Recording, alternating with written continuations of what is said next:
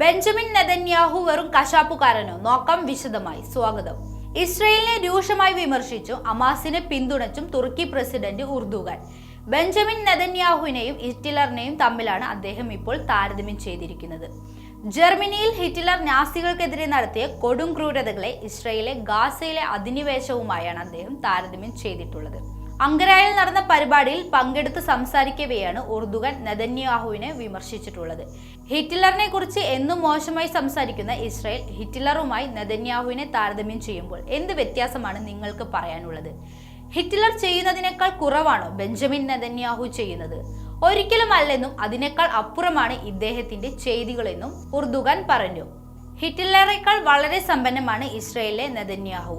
പാശ്ചാത്യ ലോകത്തിന്റെ മുഴുവൻ പിന്തുണയും അവർക്ക് എന്നും ലഭിക്കുന്നുണ്ട്. അമേരിക്കയിൽ നിന്ന് കയ്യും കണക്കുമില്ലാതെയാണ് ധനസഹായവും സേനാ സഹായവും ലഭിക്കുന്നത്. ഇവരുടെ പിന്തുണ ലഭിക്കുന്നത് കൊണ്ട് നെതന്യാഹു ചെയ്യുന്നത് എന്തൊക്കെയാണ്?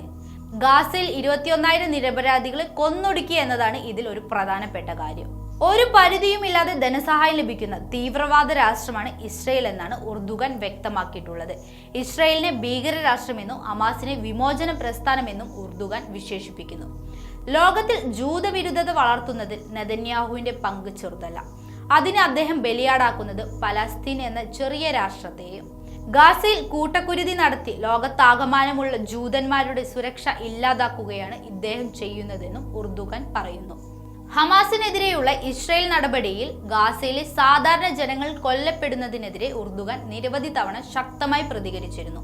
ഗാസയുടെ കശാപ്പുകാരൻ എന്നാണ് ഉർദുഗാൻ ഇസ്രയേൽ പ്രധാനമന്ത്രി ബെഞ്ചമിൻ നെതന്യാഹുവിനെ വിളിച്ചിരുന്നത്.